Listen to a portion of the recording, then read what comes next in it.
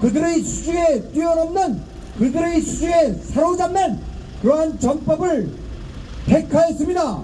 이건 제가 비단 경제적 측면만 말씀을 드린 거지만 모든 문화 또는 교육 그 다음에 사회 분야 전체에 걸쳐서 중국화를 추진하고 있다는 것이 문제입니다. 그렇다면 왜 우리가 중국을 규탄해야 되는 것일까요? 바로 부정선거를 뒤에서 조종하고 있습니다. 여러분들 아시는 분은 알겠지만 제가 간단하게 말씀드려서 중국은 해외에서 제조업 강국으로 돋아나온 수출 자금을 자기네 국가로 활입시키는 게 아니라 아까 말씀드린 선진국 서방국의 자본을 침투하는 데 사용하였고, 대표적인 것이 Belt and Road Initiative 이렇게 불리는 1대1로라고 명명할 수 있습니다.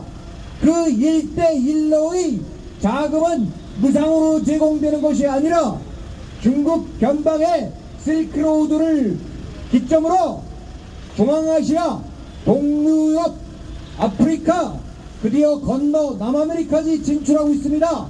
그런데 당연히 중국이 폐악질로 예를 들어서 스리랑카의 항만을 지네들이 관리 조차권을 행사하고 있습니다. 돈을 못 갚으니까요.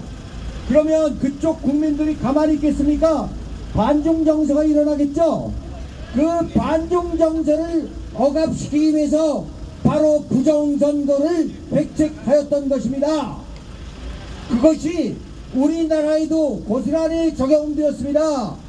그래서 바로 중국이 부정선거의 메카이자 AWF의 시발점이고 바로 가장 어떻게 보면 어리석은 문재인서부터 이재명 집단에 의한 더불어민주당을 꼭두각시로 내세워서 부정선거를 거중 조종하고 있다는 말씀입니다. 이제 한마디로 쉽게 이해가 되시죠? 바로 그들의 경제 침략을 정당화하기 위한, 그들의 속국화하기 위한, 그들의 투자국의 국민들을 잠재우기 위한 비열한 방법으로 부정선거를 썼던 것입니다. 우리나라도 예외는 아니었습니다. 우리나라의 삼성전자를 비롯해 SK하이닉스, 현대자동차 등 모든 기업들을 호시탐탐 삼키려고 노력 중입니다. 여러분들이 아시는 분은 아실 수 있겠으나 삼성전자도 지금 위기 상황에 있는 것입니다. 이재용 회장이 사실은 등기 이사도 아니면서 호를단신 더불어민주당의 폐악질 속에 9년 동안 경영 일선에서 손을 넣고 또 5년간 감옥에서 썩는 비운을 겪은 나머지 HBM에서 지금 소위 SK하이닉스에 잠깐 밀렸죠. 그런데 문제는 이재용 회장의 삼성전자가 이제 그 삼성그룹계 아닐 수 있게 된다라는 것입니다. 여러분들한테 희소식을 전해드리겠습니다.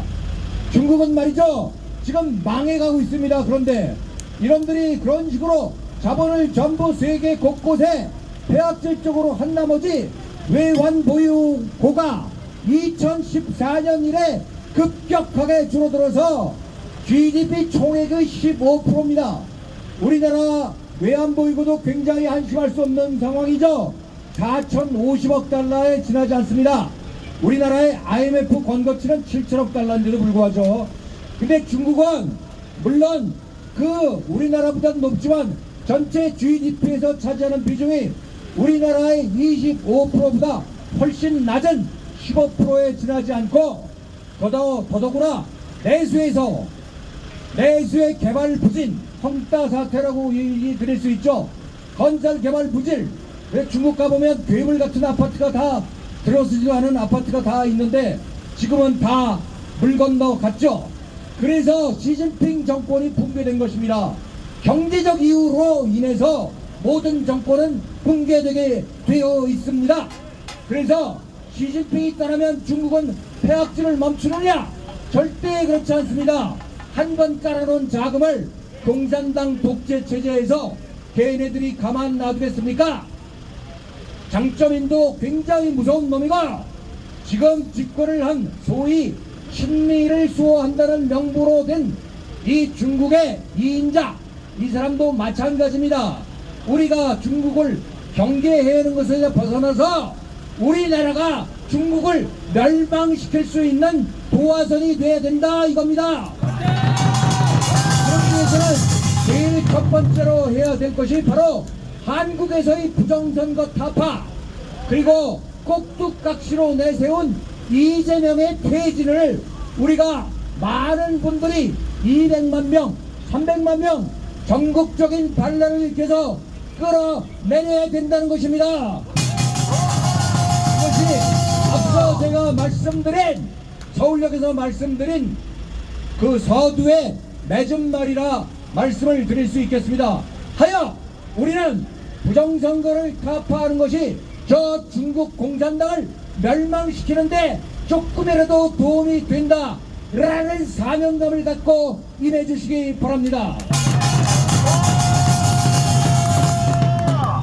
자, 오늘 서울역에서 많이 모이셨고 태양빛에서 5시부터 6시 반까지 태양이 푹푹 내려지는 가운데 여러분들이 울분을 감고 이렇게 나와 주셨습니다. 그런데 앞으로는 우리가 그동안에 보이지 못했던 여러분들의 가족, 친지, 친구분들 다 모여서 8월 15일에는 저놈들이 아직도 방해를 해갖고 저기 뭐 소위 전광훈 사단이나 다른 집회가 전부 열리질 못하고 있는데 우리라도 나서야 됐고, 아까 말씀드린 바대로 서울 시내 광화문에 전부 모인다 하더라도 사실은 30만 명이면 거의 맥시멈입니다. 하여 전국 방방곳곳에서 아까 민경욱 의원이 지적한 대로 동시에 우리는 이재명 퇴진을 부르짖어야 되고 부정선거를 혁파해야 된다는 그런 사명감을 우리가 갖고 있어야 하는 것입니다. 다행히 지금 날씨가 선선해져서 여러분들이 아까보다는 연사들의 말을 조금 더 사력 있게 들을 수 있게 되어서 참 좋은 상황이라 생각합니다. 이상 제가 짧게 그 소개 멘트를 말씀을 드렸고요.